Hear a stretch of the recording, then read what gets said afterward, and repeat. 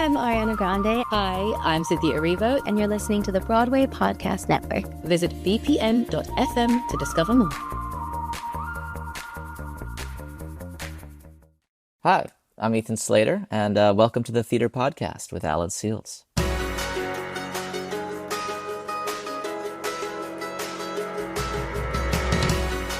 Hey everyone, happy 2025, happy new year. I hope everything was safe and warm wherever you were when the ball dropped.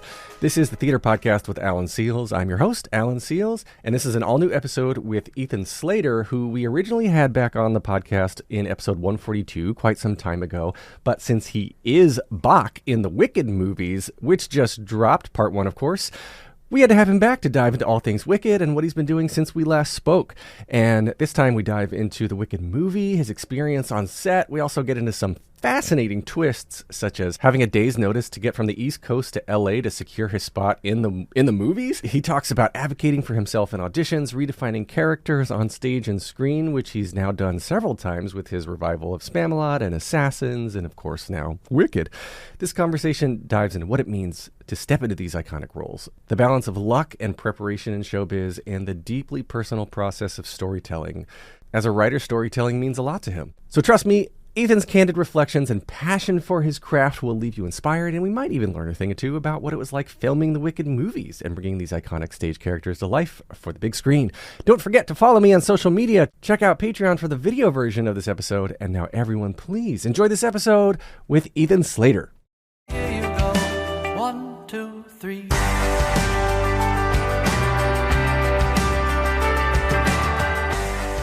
Today's guest is a special one for me, a returning guest to the podcast who we originally heard back in episode 142. His career has since skyrocketed with additional stage work that includes the recent 23-24 revival of Spamalot and TV work that includes Lost on a Mountain in Maine, Marvelous Mrs. Maisel, and of course playing the complicated and forlorn character of Bach in Wicked the Musical Part 1 and 2. Part 1 just dropped November 24 a few months ago, and Part 2 is scheduled for 2025. Hopefully that does not change because it cannot come soon enough. Ethan Slater, welcome back to the Theater Podcast. I'm gonna be honest. I think you should keep Even Slater. That's kind of cool. Even Slater. Even Slater. Evie Slates. Okay. I love it. Evie Slates. Hey, thanks for having me back. Yeah, man. Like, it's so good to see you again. I enjoyed. I was listening back to our previous interview, and it was a lot of SpongeBob talk and things about. We had just come out of the pandemic, and stuff was starting to pick back up again. So I kind of want to dive back in. We're going to skip over the origin story. So, listener, if you want to listen to that, go back to 142. But picking up from the pandemic, I guess Spamalot, was that in the making before the pandemic, or did that kind of come around afterwards? No, that came around afterwards. That was a nice sort of life raft that came in right when we found out that there was going to be an actor's strike. We were in the middle of filming Wicked. Right. And maybe a couple of weeks before the strike, I got a phone call saying, hey, would you be into doing Spamalot on Broadway? Which is, whether or not there was a strike, I would have been excited about that. I love Monty Python, love Spamalot. Just the coolest thing ever. So it came at a really great time, but it also was sort of a last minute thing for me. They had done it at the Kennedy Center in Washington, D.C. Yeah. And Rob McClure, who is, he was out on tour on unmatched. Doubtfire. Unmatched in talent. Yeah, Right. He was going out in Doubtfire, so they needed somebody to replace Rob McClure for the Broadway run. So I was very lucky and grateful. He's a really great guy. But yeah, no, actually, during the pandemic, the thing that was sort of like brewing that ended up coming out of it was Assassins, which I feel like I started just a couple months after we spoke. Right. Yeah, which was another, like, we started rehearsals the last day of February in 2020. We were 2 weeks in, and they were like, hey, so we're just going to take Saturday off. We'll be back on Monday. Sure. Just a slightly longer weekend. It's going to be fine. On Sunday, they say, we're going to take Monday off. It's going to be fine. We'll be back on Tuesday. And then we came back a year and change later. I remember where I was when I got the news that Moulin Rouge had canceled a performance, and I was like, this is not good, because if Moulin Rouge does it, and then we famously blame that cast for bringing COVID into the Broadway space. It's all their fault. Right from their opening night. Yeah. But no. Yeah, you've worked on done Assassins and Spamalot. I guess going back to Spamalot for a second, like coming into Rob McClure's this role that Rob McClure had developed out of town.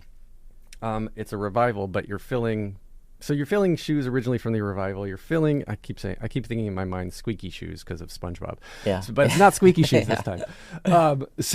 So you're filling these shoes. You're coming to this role, and with this cast like Leslie Kritzer and James Monroe Iglehart, and just these comic legends that you're sharing the stage with now. Like, what was it like for you to kind of come in and put your own spin on all of that?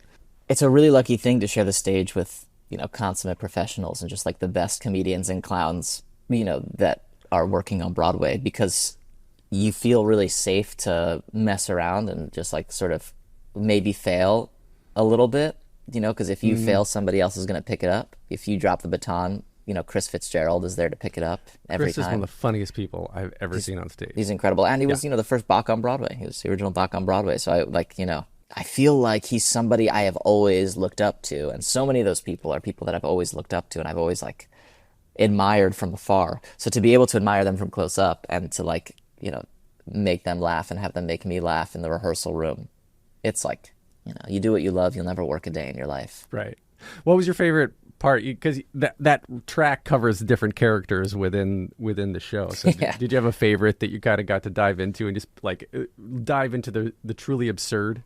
I mean, honestly, Not Dead Fred is the best, because also it's like right out of the gate. Like I do the historian, there's like a little scene, and then I get dragged on in a totally different look, and I'm just kind of being, I flop around the stage. I do pratfalls, and I get to like tumble and be dumb and silly. And I think that was a really fun one right out of the gate. And also, it's it's like a good way to kick off the show. Once you like get through that number, you're like, all right, well, it's pretty easy from here. Well, downhill, I guess. Yeah, the hardest one comes straight out. I mean, because you were kind of all over the place in Not Dead Fred.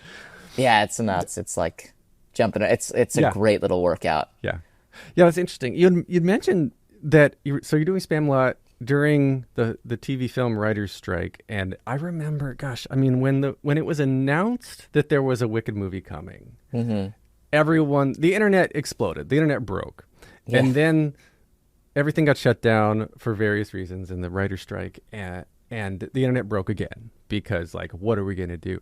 So I guess back up. We'll get to the writer's strike portion, but let's back up. Tell me the timing of all of this, because in like SpongeBob closed 2017, right? 2017, 2018? 2018. 2018. And then, like, you were working on Assassins. You're also, last time we spoke, you were also writing some things of your own.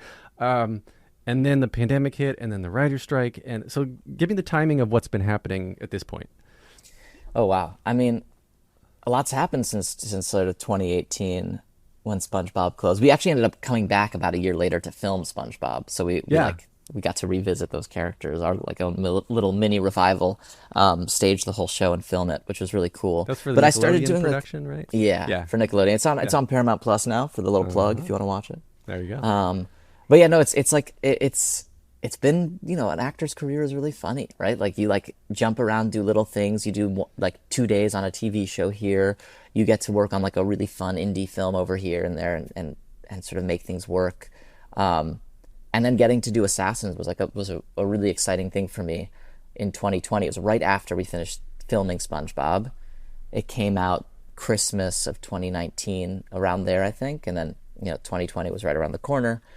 And I had this great experience auditioning for John Doyle for that, actually, because I had a really good friend of mine reached out and was like, hey, you've probably, read for this role or, been in conversations about this role. It seems perfect for you. And I was like, I actually didn't know that Assassins was happening yet. I'm not in the conversation at all. So I called my agent and I was like, hey, Danielle, do you mind just like reaching out, seeing what's up? I had never done that before, really. I had never like proactively reached out, but I love Sondheim and I love Assassins, and I play guitar and I write music, and I'd always wanted to like sort of do a John Doyle production. John Doyle, who directed it. And so she reaches out, and they were willing to see me for The Balladeer, but not for Lee Harvey Oswald. They were going to split up the roles. And I remember being like, hey, I really think I can do this. And John, no knock on John at all. He's wonderful, and he's the most open, creative, collaborative director. But his response, or at least the way it got filtered to me, was, you know, he kind of he sees that you could be the bright-eyed balladeer, but you're like kind of SpongeBob, you know, like you're like, that doesn't seem quite right for Lee Harvey Oswald. And I was like, please, like, let me come in and read for it. I think I could really do it. And they were like, read for the balladeer. It's like, okay, great. So I came in, I learned all the music on the guitar, I played it, whatever. John and I talked for, 20 minutes. This is like a thing that he's known for doing, is you don't really audition that much, you just kind of talk. And then as I walk out of the room, he says like, hey, can you come back in a couple of days and we'll do the other role too. So I came back in a couple of days later, I read Lee Harvey Oswald, we talk a little bit more, and then I'm on the subway ride back home, and I get the call that it worked, and he's down for me to play both roles. Oh, that's so cool. It's like a really amazing moment of me being like, I don't know, it's hard sometimes when you're an actor and you're waiting for someone to give you a job to feel like you can advocate for yourself in that way. And obviously I had done SpongeBob, so I had some like laurels to rest on, I guess is a word to use. But I was also like, and a drama whatever. And I was like, you got but I was like, you got some cred. I can do the sort of other thing. Like actually, SpongeBob was to me the anomalous role. I was surprised to be playing SpongeBob. So I can do the Lee Harvey Oswald thing. I really would love the chance to. Anyway, so that's just me like patting my own back a little bit, which is just like, it felt really good to be able to like advocate for myself and say like, hey, I can do multiple things. Actors sometimes quickly get pigeonholed into what they can or can't do, but you spend your entire life training to be able to do anything. And then suddenly they tell you, hey, you're really good at this one thing.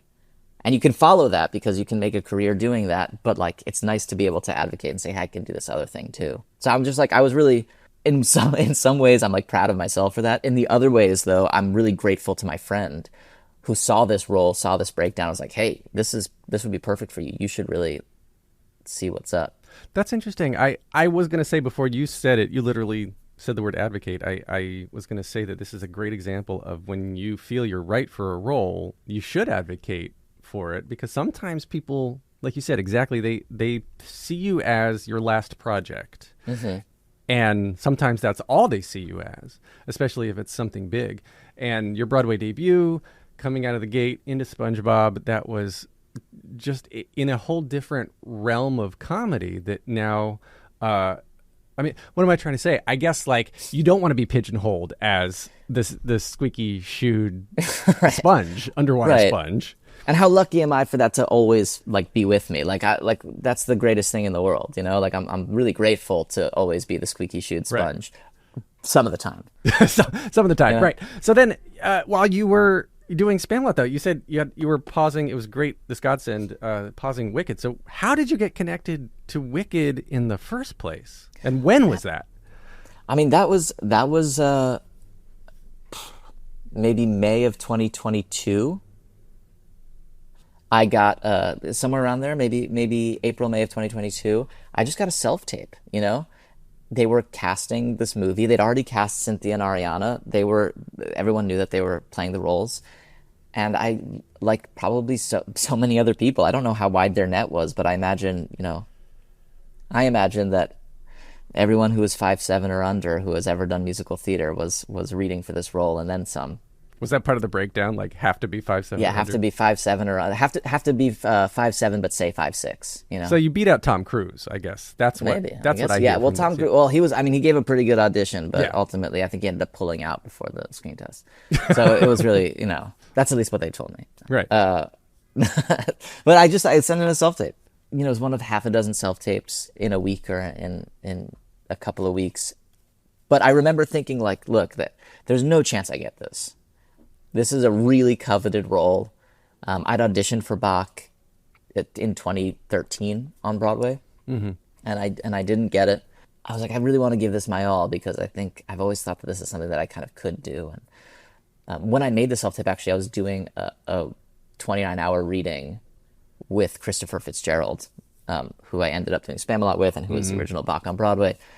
And I didn't want to tell him that I had this self-tape because I didn't want to then have to tell him that I didn't get it. I didn't want to have to update him. But I did take a selfie of the two of us on that day just to commemorate that I went to work I worked with Chris. I went home and I made this tape.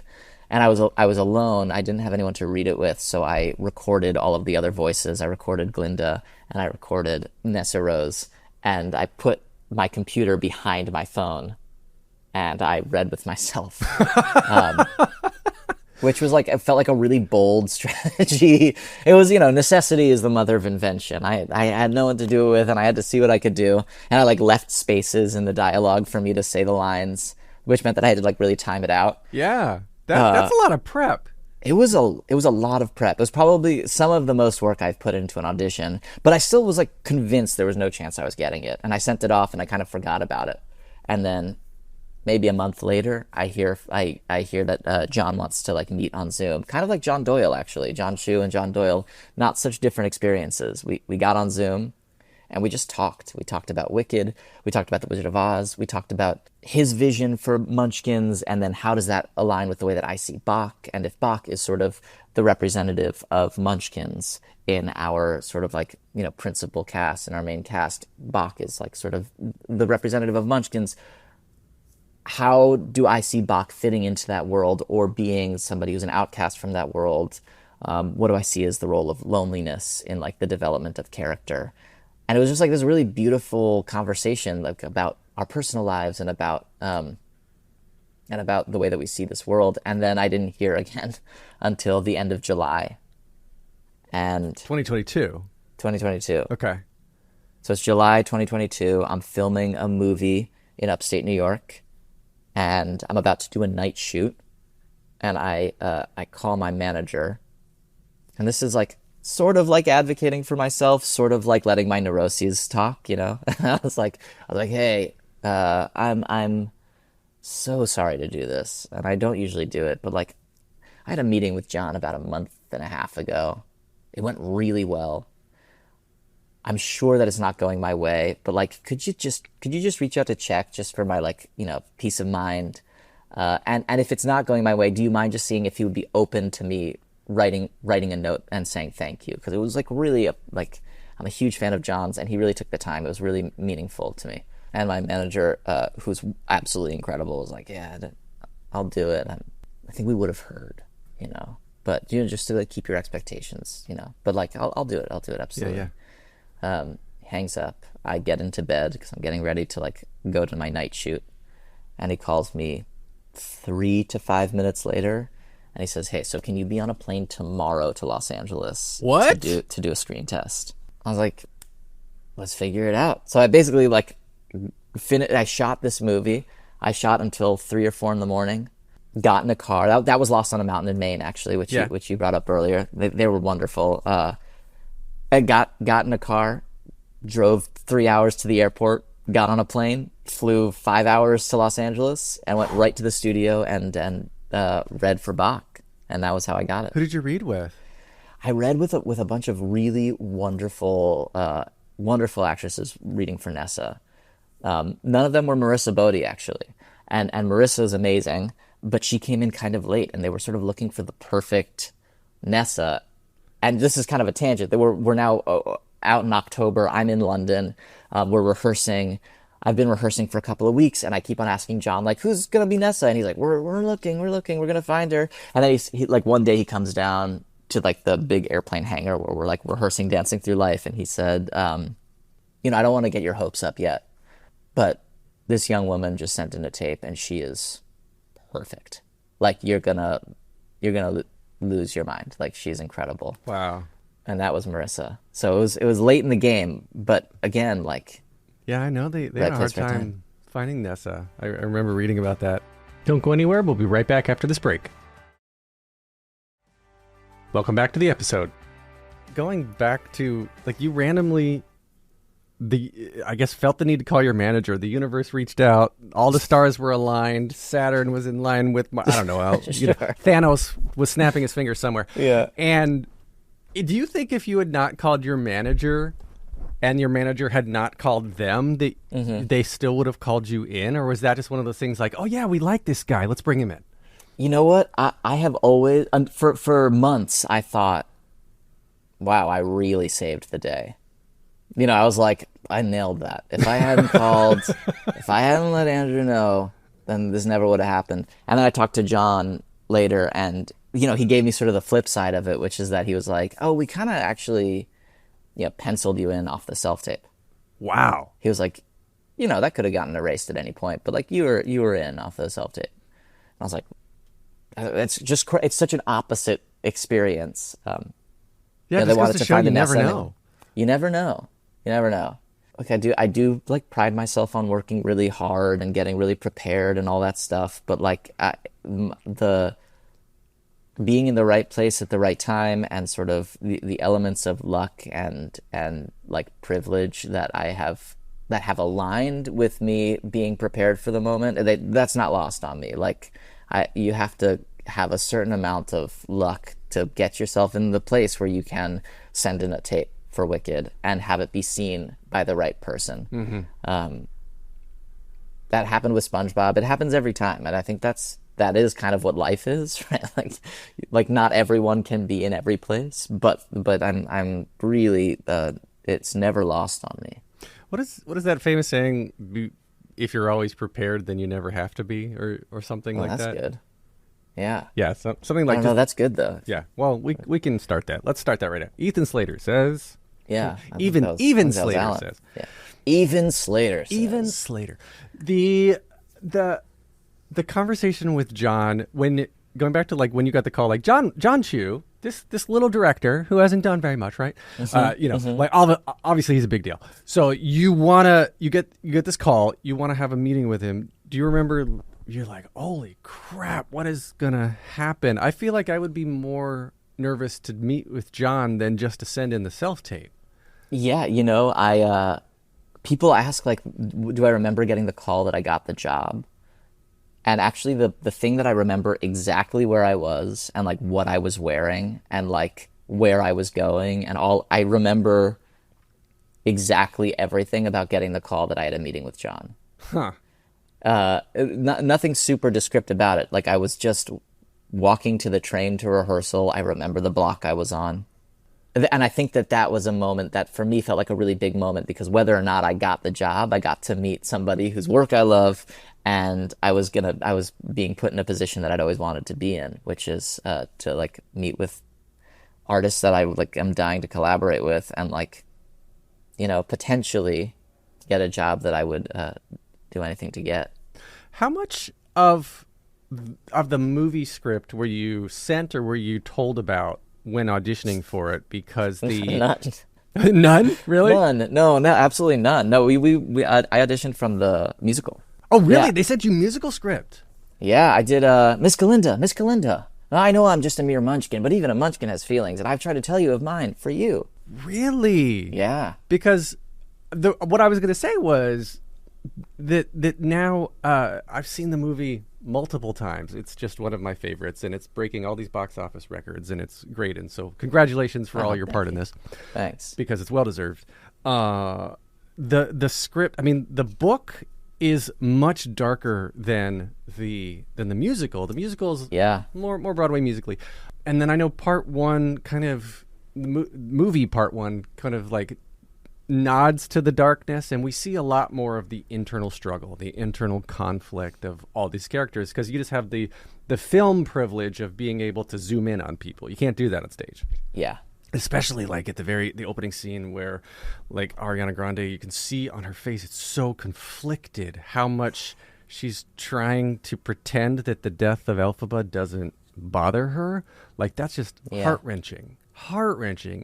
And then for your scenes too of what you're trying to do to pretend that you like Nessa, that Bach likes Nessa, in order to still, leading her on to try to get Glenda to like him, and all of this internal struggle and conflict is so well read without hitting you over the head with it, and it speaks to your talent, it speaks to everyone else's talent, John's talent as a director of playing this out. But how did you guys go into this conversation of separating your performances from the stage performances?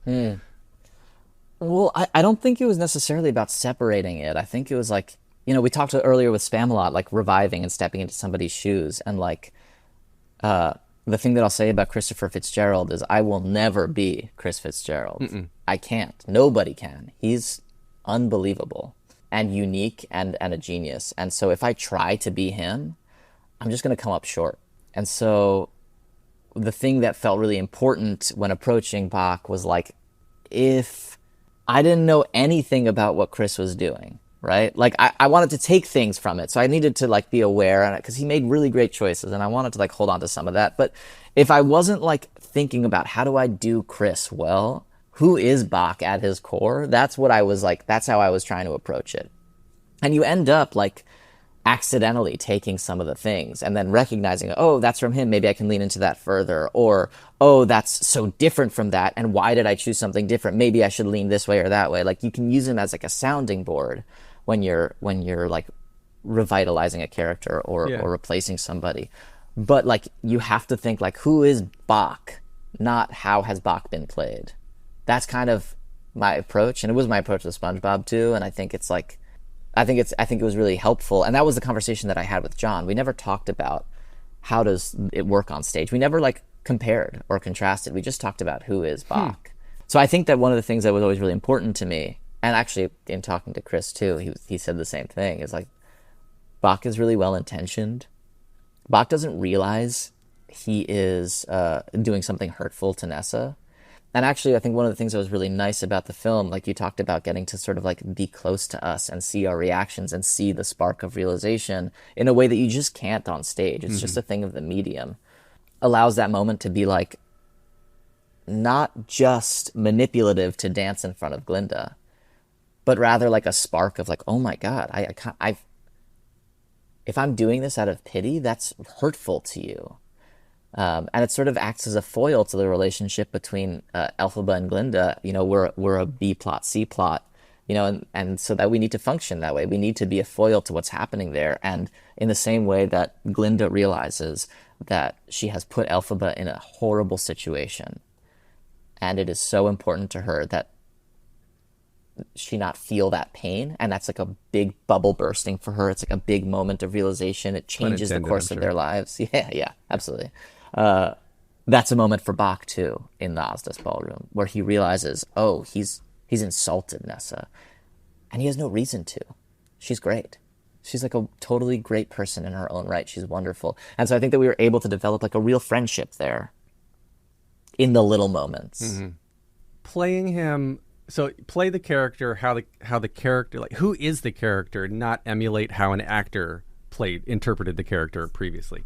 And I mean, that's the great way to go into any revival, into any adaptation of something, is just dissecting who the character is. And Bach to me is somebody, like, you want to love-hate Bach because he's doing bad things, but he doesn't mean to do bad things. And he, like you said, he's well-intentioned and feels guilty about it. You can tell that, the way that you played it. You can tell there's guilt behind this. But then at some point, it's kind of the Dear Evan Hansen effect, that you got to keep going because you're already in so deep. Right? So...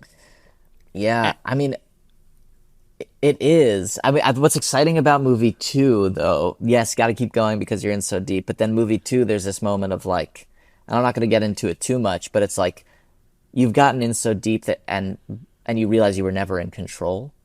You know, you kind of thought you were in control, but you never were. And I think that there's something exciting there. And John has talked about like big scheme, especially with Elphaba, especially with Glinda, in these big moments with Fiyero, and I think with Bach and Nessa too, in a really big way. This movie is about what do you do when the truth is revealed? When you understand the truth for the first time, what do you do? And that moment happens for each character in a different place. It hasn't happened to Bach yet. The truth hasn't been revealed to Bach yet. Right. There have been little truths that have been revealed, but the big one in his life has not been revealed yet, and it's coming. And I think that is why this cutscene was cut.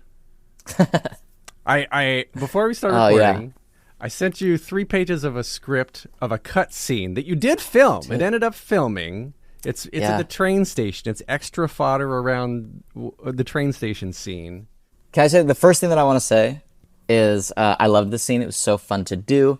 Getting to work with Cynthia in this way was really amazing. It's a beautiful. I was so proud of it.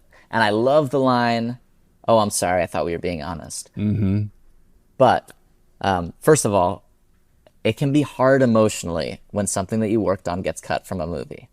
You know? Mm-hmm. You watch it and you're like, oh man, like that was a good moment. That was a good character development moment for Bach. That was a good whatever. I remember watching the movie for the first time, and I knew that the scene had been cut. And when I got there, I was like, thank God. That was the right call. And I think it was the right call because this movie is about Elphaba and Glinda. It is about their journey together.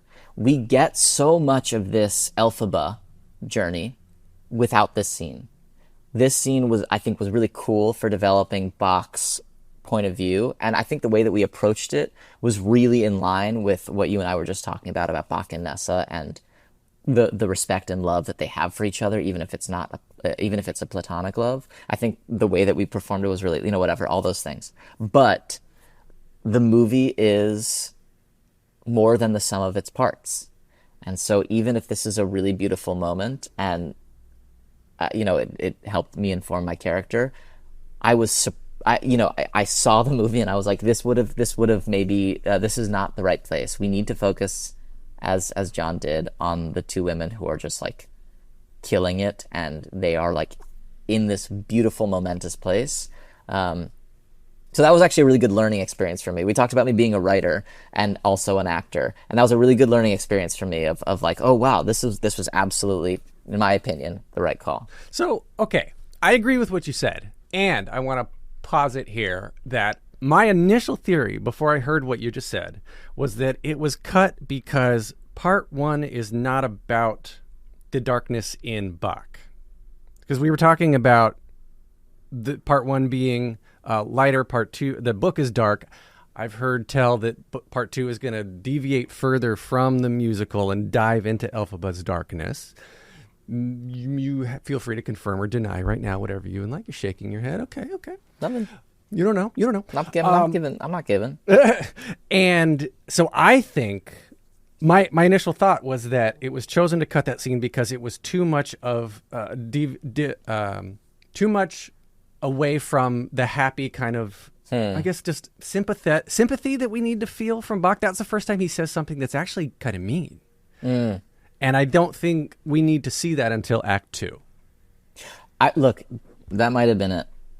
But I think what's funny is that, like, I can only guess so much, and obviously we talked to John and all that stuff, but he has his own creative reasons and everything for doing it, and that might be a big part of it. It's funny, though, because when you're playing a character, I know that hurt is in there, right? So, like, that's the little thing where, and actually, it's been an interesting thing to talk about. Like, what do you show? When do you show it? As an actor, you don't show. I'm trying to remember who the director is who says it.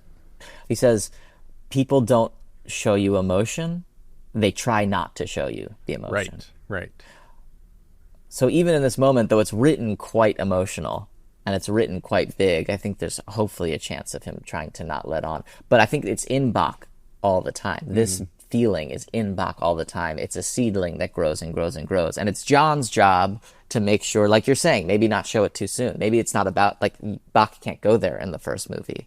But that feeling is in there. Yeah. And after you said what you said, I think that line, I thought we were being honest. I wish they had kept that in there towards the end. Like, it doesn't, you're right, it doesn't belong in this train scene. The train scene needs, the stuff with Governor Throp needs to happen quickly. We need to move on to the happy stuff of getting on the train and getting to the Emerald City. And I totally feel like it was not the right place for that line, but man, it's such a good line. And it's a good line. It's fun. I will tell you, one of the first things that Ariana and Cynthia said to me when I met them arriving in London was, you have our favorite line in this movie. And it got cut? Ariana said it's my favorite line in the movie. I was like, which one? She was like, you know the one. I was like, oh, I'm sorry. I thought we were being honest. She goes, that's it. Oh no! Everyone's favorite line got cut. All right. Well, we're bringing attention to it here. I love that. And it's funny. It's funny. I mean, but it's funny because also, like, I don't really know what the decorum is. I don't know if we're supposed to talk about the deleted scenes or not talk about the deleted scenes. I think they're gonna eventually release deleted scenes, which is cool and fun. but then they released the script, and everyone is like reading it, and we're like, oh God, all these all these things that we like, Yeah. Well, there's the montage. Like, everyone's bummed that they don't get to see you shirtless in that montage before the poppy scene, right? Because there's a whole montage that got cut too of you guys just hanging out in the field and everybody's together and picking poppies, and that's why Elphaba comes into the class with holding the poppies, and it works not explaining it, but some people would have liked to see it. It's good. It's good. That's funny. What else? I guess. Well, are you allowed to say what else was cut? Those are the two big ones that I know of. Allowed is such a funny word. I don't know. I feel. I can say. What else was? I don't know.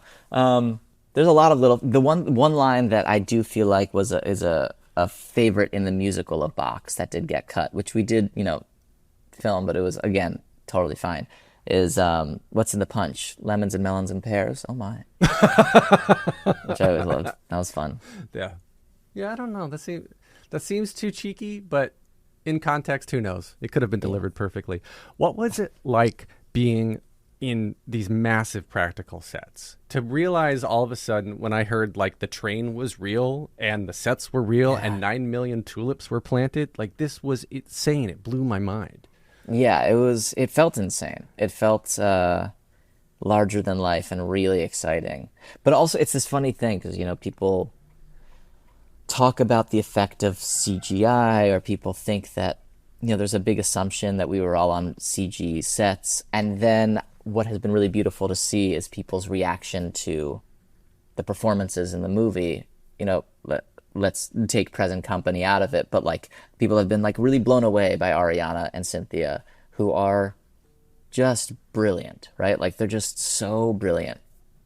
And I think that there's a funny thing about the way that we're talking about the truth of the movie and the way that everybody is like going towards this emotional truth. And obviously we've been talking a lot about the sets, but that gets lost a little bit. A lot of that emotional truth that comes through in the movie is from these practical sets and these like detailed spaces that we are in that allowed Cynthia and Ariana to just like deliver some of the best performances that we've ever seen, right? Like Ariana's physical comedy is fucking brilliant. It's just like unbelievable. Her physical comedy is unbelievable. And that's because she's like engaging with the practical sets in a practical way, and she's able to like do bits based on these crazy contraptions that were built and come up with these brilliant ideas in the moment that you can't do if it's all a pre-planned CGI or whatever. Same thing with Cynthia, and I think the emotional heart is like really boosted by that practical element. Nathan Crowley's designs and everything, and Paul Telswell's costumes. Oh yeah, it's just so that's my take. It doesn't take away from the performances at all. What I just mean is that it enhances it in this way. No, that's what I was getting at, because you said initially when we started talking about this that there was so much truth, and that was what John talked to you about, is who are these people and what are their truths and what do they want, what do they don't want, and I almost brought this up then, but yeah, the sets themselves being real. I understand now completely why John wanted them to be real. Yeah. Wanted these practical sets, because it gives you this physical environment literally that you can bring your truth into as these characters, and it just adds to the performances so well. And I don't know, what the budget conversation was with the studio to get all that approved, but he did. he fought the good fight. He did. He really did. And it just like takes like one level of work away from the actor, so you can focus on the emotional element of it. It's just like a little bit easier when you don't have to like imagine a tall building.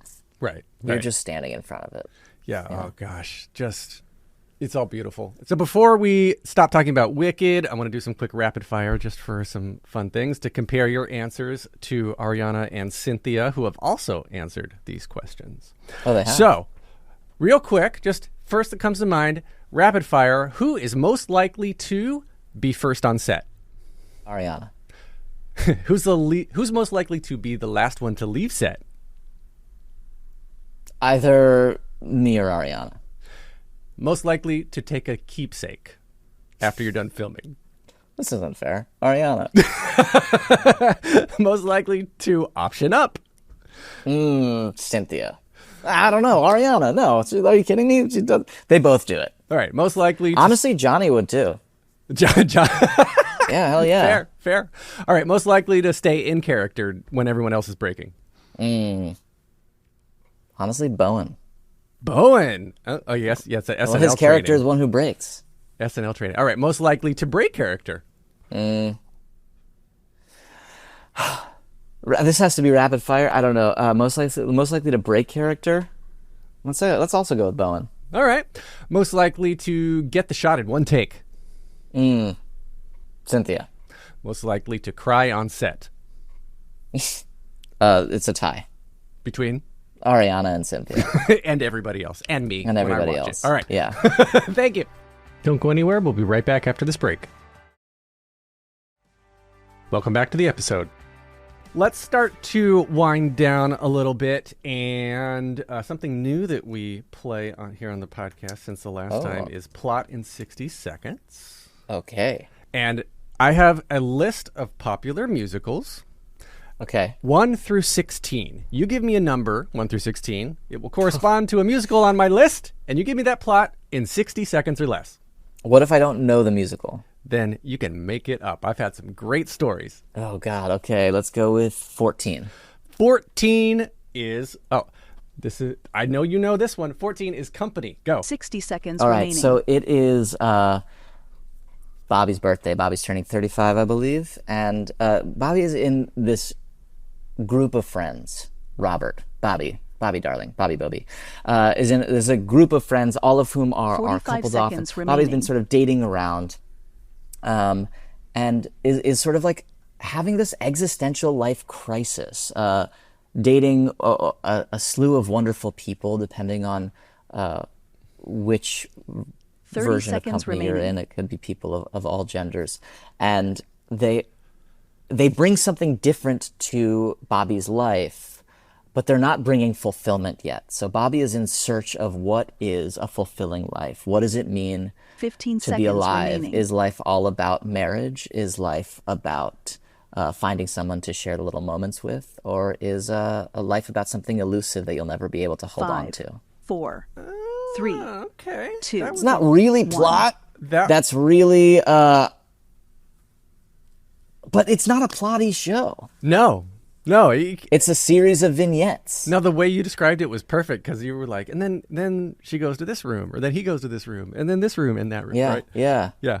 No, I like it. I like what you did. I'd watch your version of that based on that description. I like it. Okay. Can I tell you, it was one of the shows like that I saw early on in my sort of high school love of musical theater. I watched it on PBS, the John Doyle version, and it's what made me want to do Assassins so deeply because I loved that version. Wow. And I would kill to do it.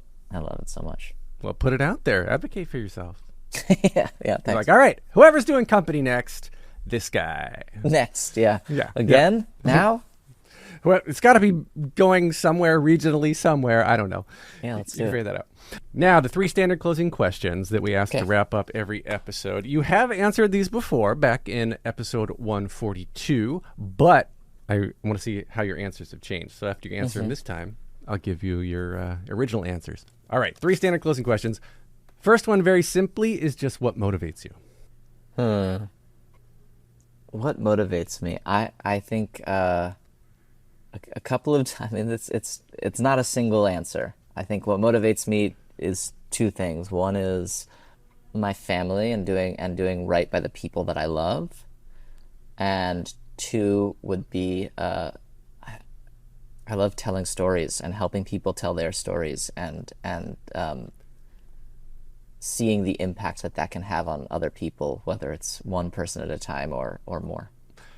The first time you answered this question, you said telling stories that people can connect to. So Really? It's still there. It's still All there. right. I love that. All right. Next question. Wow. What advice would you give to your younger self and younger people listening now, starting out down a similar path? Probably gave this advice last time, but I might be wrong. The advice that I found myself giving a lot when I was talking to younger people was it's really hard to take advice, but try to listen and learn from the mistake you're going to make anyway. Oh, I love that. No, you didn't say that before. You Oh, said I didn't? You said before, follow every impulse to do your weirdest things while at the same time study the most conventional things. Wow, that's a good answer. There you go. All right. Now, last question. If you could only see one show for the rest of your life, but you can see it as many times as you want, what would you see? One musical. I think it would probably have to be Jesus Christ Superstar. Really? The first time you said Company. That's why I knew that you would know it. That's incredible. I think I kind of still feel the same way, but you know why I choose Jesus Christ Superstar? What's that? Because it is immensely entertaining, and it's one of those shows that you don't have, well, for me, you don't have to be in the right mood for it. You can hit you in any mood. I can see that. I like Company can take you to a place, no matter where you start. But Jesus Christ Superstar can bounce you up a little. I like it. Okay, great answer. So where can we find you online, on social media, connect with you in all the places, reach out and say hi? The only social media I'm on is Instagram. I'm at Ethan Slater. And everything else I've gotten rid of for my mental health. Good for you. Good for you. Yeah. So I am on theater_podcast on Threads, Instagram, TikTok. I'm on Facebook. God, I don't post on Facebook anymore. I don't know. I'm out there. Find me, connect with me, leave a rating and a review wherever you're listening now. You can actually watch this on Spotify and leave a comment now on Spotify. That's a new thing they're look at doing. that. Thanks to Jukebox the Ghost for the intro and outro music. You did that same surprised head look the first time because we have a mutual love of Jukebox the Ghost. Oh, that's great. That's Yep. amazing. Yep. I actually remember that from last time.